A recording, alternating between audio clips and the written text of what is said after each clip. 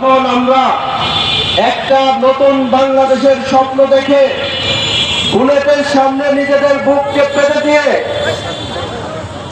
একটা বিপ্লব সংগঠিত করেছিলাম।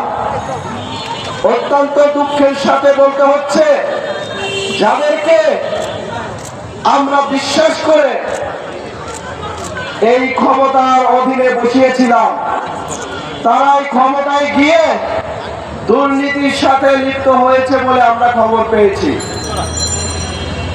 আমরা দেখেছি বাংলাদেশে একটা দুর্নীতি দমন কমিশন আছে, কিন্তু এই দুর্নীতি দমন কমিশনের আসলে কাজটা কি? তাদের কি কাজ শুধু রাজনৈতিক বক্তব্য দেওয়া?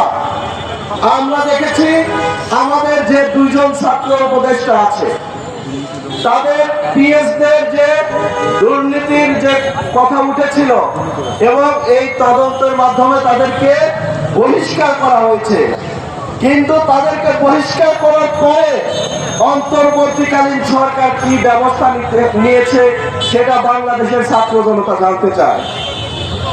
এখনো তারা কোন রকম কোনো পদক্ষেপ নেয়নি।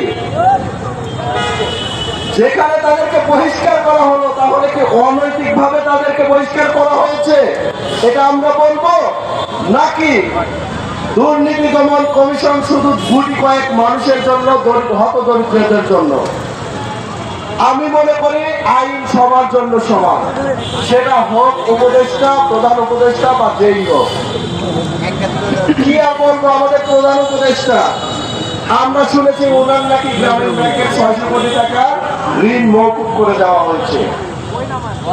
সেই বিষয়ে আমরা যদিও কথা তুলিনি এতদিন, কিন্তু এখন দেখছি যাদেরকে আমরা রেফারি বানিয়েছিলাম তারা এখন খেলোয়াড় হয়ে যাচ্ছে।